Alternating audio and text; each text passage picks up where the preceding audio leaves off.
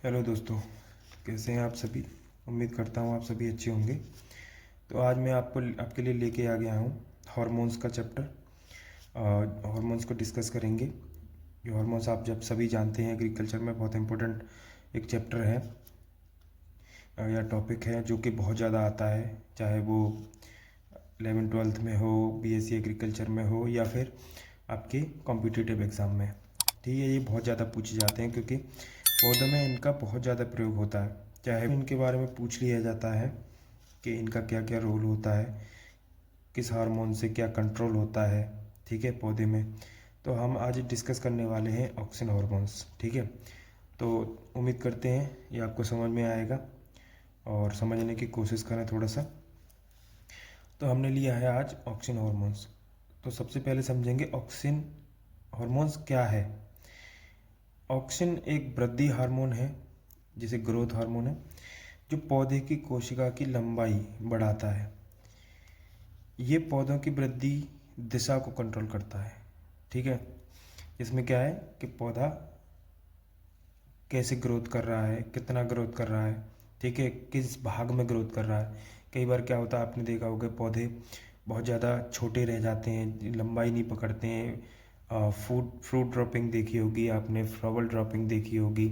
ठीक है, तो उस समय क्या होता है, इनका बहुत ज़्यादा उपयोग होता है। ठीक है, तो ये पता करते हैं कि किस से किस भाग में वृद्धि होती है। ठीक है, तो IAA हम जो बात कर रहे हैं इसमें ऑक्सिन में, हार्मोन्स में। तो हार्मोन्स क्या होता है, एक IAA हार्मोन होता है, इंडोल 3 एसिटिक एसिड, एक प्राकृतिक ऑक्सिन का मुख्य प्रकार है। ठीक है ना, ऑक्सिन यानी हार्मोन्स का एक प्रकार है IAA। ठीक है, ऑक्सिन कहाँ बनता है। ठीक है, ऑक्सिन ज़्यादा बनता है तने की चोटी में, जैसे शूट टिप में, नई पत्तियों में, बीज और फल में। ठीक है, फिर ये नीचे की तरफ मुड़ता है, यानी कि क्या है, ऊपर तने की चोटी में हो गया, पत्तियों में हो गया, फल बीज में हो गया, फिर ये ऊपर से नीचे की तरफ, यानी फिर टॉप टू बॉटम, टॉप से बॉटम की तरफ, ऊपर से नीचे की तरफ बढ़ता है। इसके मुख्य कार्य, यानी ऑक्सिन के मुख्य कार्य क्या है, तो समझेंगे कि कोशिका लंबाई बढ़ाना, ठीक है, सेल एलोगेशन होता है।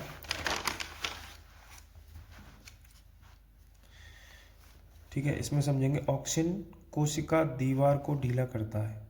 ठीक है, ऑक्सिन का क्या काम है, कोशिका की दीवार को ढीला करता है। कोशिका लंबी होती है, तना बढ़ता है, इसी वजह से पौधा ऊंचा होता है, यानी कि ग्रोथ होती है उसकी, ऊपर की तरफ वो ग्रो करता है, जल्दी ग्रो करता है। ठीक है, इसमें अगला पॉइंट है आपका प्रकाश की ओर झुकाव। जैसे आपने तो देखा होगा, कई बार पूछ लिया जाता है फोटोट्रॉपिज्म क्या होता है। ठीक है, तो इसे समझेंगे, फोटोट्रॉपिज्म क्या होता है, जब लाइट एक तरफ से आती है। ठीक है, जब लाइट एक तरफ से आती है तब क्या होता है, तब ऑक्सीजन अंधेरी तरफ जमा हो जाता है, जिधर अंधेरा होता है उधर जमा हो जाता है। यानी प्रकाश जैसे पड़ता है, यानी कि सूर्य की किरणें पड़ती हैं जब पौधे पे, तो जिधर उजाला कम यानी प्रकाश कम पड़ता है, ये उधर जमा हो जाता है। ठीक है, उस साइड की कोशिका ज़्यादा लंबी होती है, पौधा रोशनी की तरफ झुक जाता है, जिधर आपकी प्रकाश की रोशनी होती है उधर झुक जाता है। ठीक है, बाकी की तरफ ये जमा हो जाता है। गुरुत्वाकर्षण प्रतिक्रिया यानी जियोट्रोपिज्म, ठीक है, ये बहुत ज़्यादा इंपॉर्टेंट है, ये पूछ लिए जाते हैं, फोटोट्रोपिज्म होता है क्या और जियोट्रोपिज्म क्या होता है। ठीक है, आपने देख लिया फोटोट्रोपिज्म क्या है, अब देखिए जियोट्रोपिज्म क्या है। तना, जड़ और तना ग्रेविटी के अनुसार बढ़ते हैं। ठीक है, जड़ों में ज़्यादा ऑक्सीजन, ग्रोथ रुकती है। अगर जड़ों में ज़्यादा ऑक्सीजन है तो ग्रोथ रुक जाती है, जड़ नीचे जाती है। ठीक है, जड़ नीचे की तरफ ग्रो करने लगती है। तने में ऑक्सीजन, ग्रोथ बढ़ती है, तना ऊपर जाता है। ठीक है, तने में ऑक्सीजन हो जाता है होता है तो ग्रोथ बढ़ती है, तना ऊपर जाता है। जब ये आपने पता किया तो आप ये समझ गए होंगे फोटोट्रोपिज्म और जियोट्रोपिज्म। आप इसे उतार सकते हैं, लिख सकते हैं, जिससे कि आपको बाद में याद करने में आसानी हो। जड़ बनाना, ठीक है, कटिंग से पौधे उगाने में ऑक्सीजन लगाया जाता है।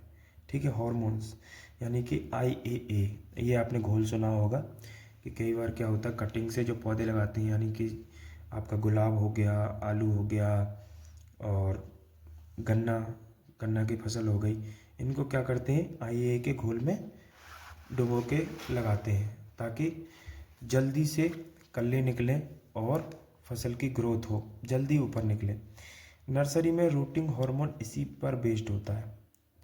नर्सरी में जितने भी पौधे उगाए जाते हैं वो किस पे बेस्ड होते हैं, रूटिंग हार्मोन, यानी कि हार्मोन्स पे बेस्ड होते हैं। आपका घोल में डुबो के ही उनको लगाया जाता है। फल बनाना, पार्थेनोकॉर्पी, ये भी आपने सुना होगा, ये बहुत आता है। पार्थेनोकॉर्पी क्या होता है, बिना बीज रहित फल पार्थेनोकॉर्पी की वजह से होता है। ऑक्सिन से बिना फर्टिलाइजेशन के फल बन सकते हैं। समझ में आया आपको? ऑक्सिन से बिना फर्टिलाइजेशन से के फल बन सकते हैं। जैसे बीज रहित टमाटर, बीज रहित टमाटर हो गया आपका, अंगूर भी है, ठीक है, बहुत सारी वैरायटी हैं। जैसे जो बीज रहित होती हैं, बिना बीज के होती हैं। पत्तियां गिरने से रोकना, ऑक्सिन लीफ फॉल को कुछ समय रोकता है। आर्टिफिशियल ऑक्सिन, ठीक है, आपने देखा कृषि में काम आने वाले, जो हमारी कृषि में काम आते हैं, जो बहुत ज़्यादा फार्मर के लिए उपयोगी सिद्ध हो रहे हैं, या फिर जो बनाए गए हैं, जिनका प्रयोग करके हम अपनी फसल में ग्रोथ ले सकते हैं। जो फ्रूट ड्रॉप की प्रॉब्लम है, फ्लावर ड्रॉप की प्रॉब्लम है, और पौधा ग्रो नहीं कर रहा है, छोटा रह गया है, ठीक है, तो हम इन हार्मोन्स की मदद से इंडोल ब्यूटारिक एसिड बोलते हैं इसको, जड़ उगाने में, ठीक है, इसका भी घोल प्रयोग किया जाता है। अगर इसके घोल में हम डुबो के अगर प्रयोग किए जाते हैं तो जड़ उगाने में ज़्यादा उपयोगी होता है। NaN, फल गिरने से रोकने में अगर हम इसके घोल का प्रयोग करते हैं तो फल गिरने की जो समस्या है वो रुक जाती है। इधर आता 2,4-D, खरपतवार नाशक, बीट किलर बोलते हैं इसको। तो 2,4-D आपको पता ही होगी, चौड़ी पत्ती के लिए खरपतवार नाशी है, बहुत ज़्यादा प्रयोग किया जाता है।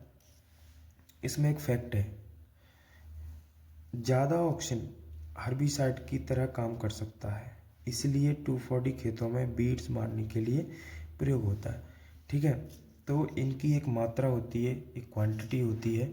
अगर हम उस क्वांटिटी में लेंगे तो ये एक अलग काम करते हैं, अगर हम इनकी क्वांटिटी बढ़ा देंगे तो ये एक अलग तरीके से काम करते हैं, ठीक है। तो उम्मीद करता हूँ ये आपको समझ में आया होगा। आप इसे लिख भी सकते हैं अपने कॉपी में, इसे नोट्स बना सकते हैं, और मैंने ये इसीलिए एक नोट्स की तरह बनाया है ताकि आपको समझा सकूं और आपको समझ आ सके। और अगर कुछ कमी रह गई हो तो मुझे कमेंट्स में ज़रूर बताएं, मैं उम्मीद करता हूं आगे इसे ज़रूर पूरी करूंगा। और इसमें और भी हार्मोन्स हैं, मुख्य 5 हार्मोन्स होते हैं जो एग्रीकल्चर में बहुत ज़्यादा प्रयोग किया जा रहा है इनका। तो आज मैंने ये पहला लिया था, ऑक्सिन हार्मोन्स, और आगे मैं ऐसे रोज़ एक हार्मोन्स डिस्कस करूँगा और जल्दी उन्हें ख़त्म कर लेंगे। Thank you.